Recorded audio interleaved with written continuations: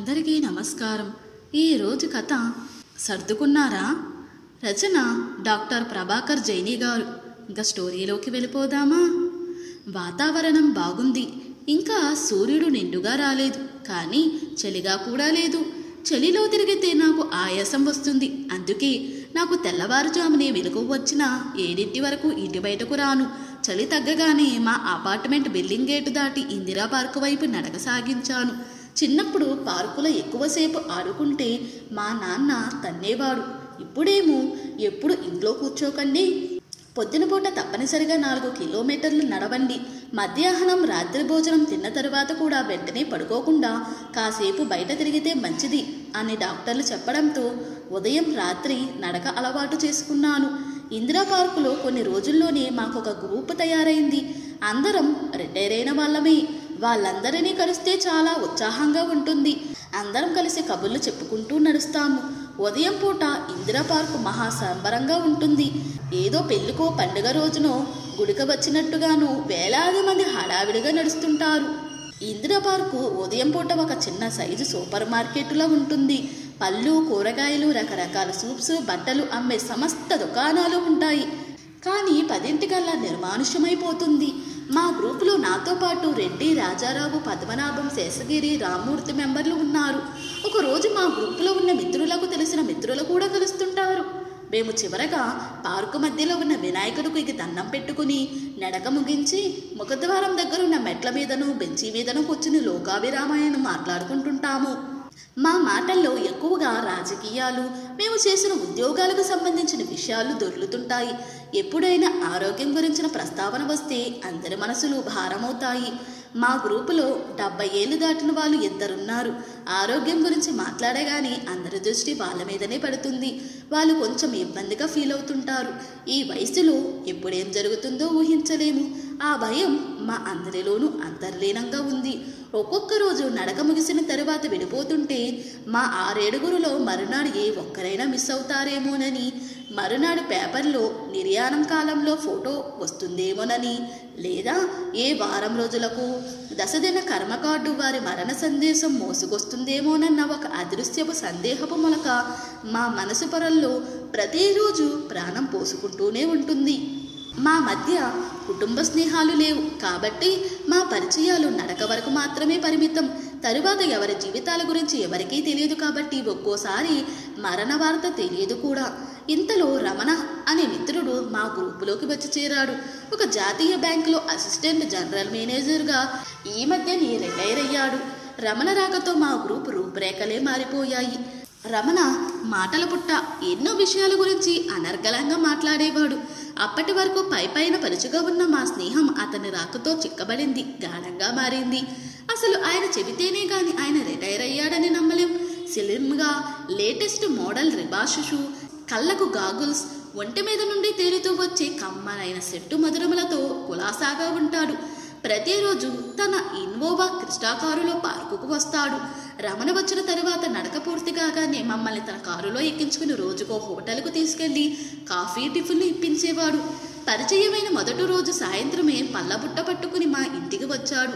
మా ఆవిడతో అక్కయ్య అని వరుస కలిపి క్లోజ్ అయిపోయాడు. మా కోడలతో ముచ్చట్లు పెట్టాడు. 6 నెలల వయసున్న మా మనుమన్ను ఎత్తుకుని వాడి చేతిలో 500 నోటు పెట్టాడు. బయటకు వెళదాం పదమని నన్ను బలవంతం పెట్టాడు. కారు తిన్నగా క్రిస్టల్ బారు ముందు ఆపాడు. రమణను చూడగానే గుమ్మంలో ఉన్న వాలి పార్కింగ్ బాయ్ నుంచి లోపల స్టివార్డ్ వరకు ఆప్యాయంగా విష్ చేయడం చూసి నేను విస్తుపోయాను. నేను మొహమాట పడుతుంటే, పర్వాలేదు సార్, 2 పెగ్గులు విస్కీ తీసుకోవడం ఆరోగ్యానికి మంచిది, HDL కొలెస్ట్రాల్ పెరుగుతుంది, గుండె గట్టిపడుతుంది అంటూ బుజ్జగించి మందు పోయించాడు. 2 పెగ్గులు కాగానే ముగించాడు. అందరికీ భారీగా టిప్పులిచ్చాడు. రమణ కారు దిగగానే రోజు వాలే బాయ్ రమణ డ్రైవర్కు ఫోన్ చేస్తాడంట. అందుకే మందు తాగి బయటకు రాగానే కారు దగ్గర నిలబడిన డ్రైవర్కు రమణ మా ఇంటి అడ్రస్ చెప్పాడు. నన్ను ఇంటి దగ్గర దించి గుడ్ నైట్ అని చెప్పి వెళ్ళిపోయాడు. చాలా రోజుల తరువాత నాకు ఆ సాయంత్రం సంతోషంగా గడిచినట్టు అనిపించింది. హాయిగా నిద్రపోయాను. కలలో రమణ ముఖమే కనిపించింది. మరునాడు అందరం కలుసుకున్నాం. రమణతో గడిపిన సాయంత్రం గురించి చెప్పుకున్నాం. రమణ మా వాకర్స్ గ్రూపులోని అందరి ఇళ్లకు వెళ్ళాడు. నన్ను తోడు రమ్మంటే నేను కూడా వెళ్ళాను. ఎవరింటికి వెళ్ళినా అక్కడ నవ్వులు పువ్వులు పూయించేవాడు. అలా ఒక నెల రోజుల్లో రమణ మా అందరి ఇళ్లకు వచ్చాడు. అందరినీ పిలిచి వాళ్ళ ఫామ్ హౌస్లో వనభోజనాలు ఏర్పాటు చేశాడు. డిసెంబర్ నెలలో తన కారులోని గోవా ట్రిప్ ప్లాన్ చేశాడు. మేమందరం వెళ్ళడానికి సిద్ధమే అయినా అంత ఖర్చు అతనితో పెట్టించడం బాగుండదని తలా కొంత కంట్రిబ్యూట్ చేస్తామని చెప్పాము.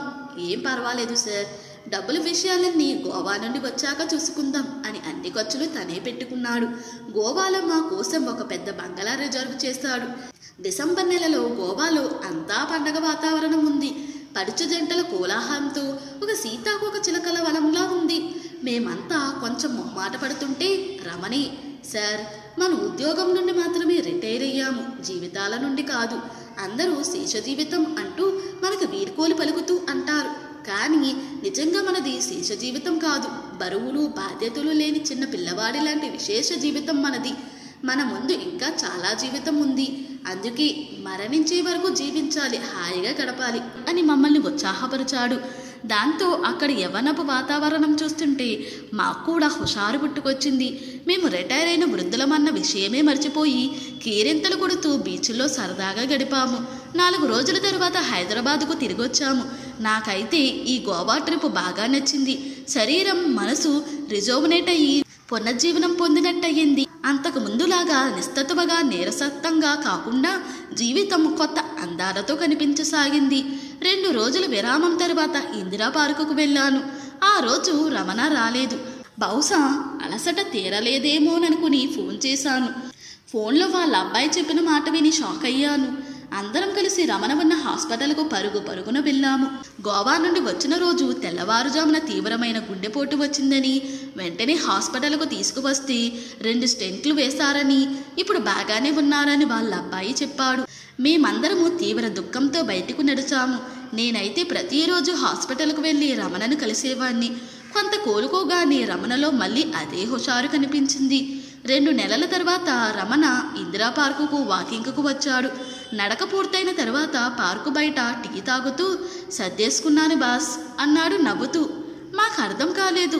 మళ్ళీ ఏదైనా ట్రిప్కు ప్లాన్ చేస్తున్నాడేమోననుకుని ఈసారి ట్రిప్ ఎక్కడికి అని అడిగాను నేను కుతూహలంగా.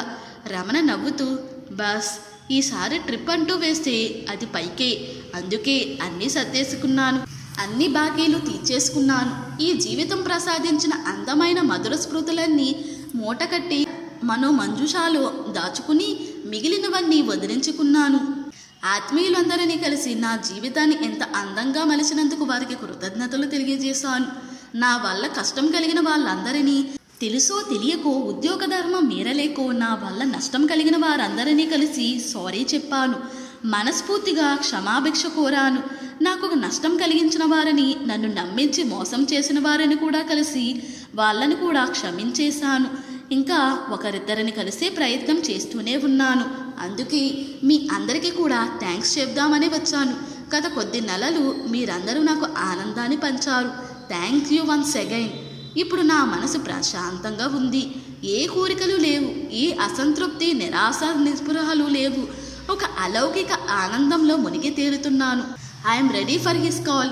Less luggage more comfort. కాబట్టి జీవితాంతం ఆరాటంతో సంపాదించిన వస్తువులన్నిటినీ వదిలించుకుని నా భౌతిక జీవితాన్ని శుభ్రపరుచుకున్నాను. ద్వేషాన్ని, కోపాన్ని, అసంతృప్తిని వీడి ఆత్మను పరిశుద్ధపరుచుకున్నాను. దీన్ని డెత్ క్లీనింగ్ అంటారని ఈ మధ్యనే ఒక వాట్సాప్ మెసేజ్లో చదివాను. నేను డెత్ క్లీనింగ్ చేసుకుని సిద్ధంగా ఉన్నాను.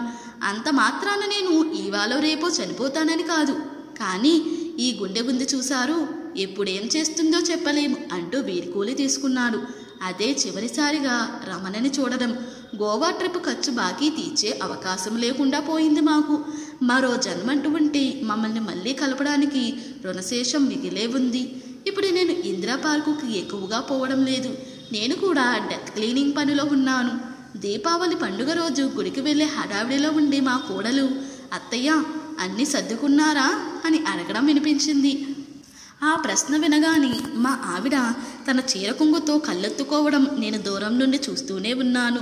ఈ రోజంతా ఉదయం నుండి తను అలాగే దిగులుగా ముఖానికి మబ్బులు కమ్మినట్టుగా ఉంది. దానికి కారణం కూడా నాకు తెలుసు. నేను ఫోన్ తీసి చూశాను. ఆ మబ్బుల్లో నుంచే మొలిచిన హరివిల్లు ఆమె ముఖంలో విరిసే క్షణం ఇంకెంతో దూరంలో లేదు. నాకు తెలుసు. ఎందుకంటే నేను ఎప్పటిలాగానే ఇంకా కొంచెం ముందుగానే మా ఆవిడకు ఇందిరా పార్కుకు వాకింగ్కు వెళుతున్నానని చెప్పి ఇంట్లో నుంచి బయటపడ్డాను. నా చేతిలో ఎప్పుడూ ఉండే చిన్న బ్యాగ్ తప్ప మరేం లేదు. బయటకు రాగానే నేను బుక్ చేసిన క్యాబ్ నెంబర్ సరిచూసుకుని కారులో ఎక్కాను. ఇందిరా పార్కుకు అని నా భార్యకు చెప్పిన నేను 10 గంటలకల్లా ఢిల్లీ ఇందిరాగాంధీ అంతర్జాతీయ విమానాశ్రయం టెర్మినల్ 2లో దిగాను. క్యాబ్ బుక్ చేసి అది వచ్చేలోగా రెస్ట్ రూమ్లోకి వెళ్ళి ఫ్రెష్ అయ్యి బ్యాగ్లో నుంచి తీసిన టై కట్టుకుని కోట్ వేసుకుని క్యాబ్ వాడు ఫోన్ చేయగానే వెళ్ళి కారులో కూర్చున్నాను. నా మనసు చాలా ఉద్విగ్నంగా ఉంది.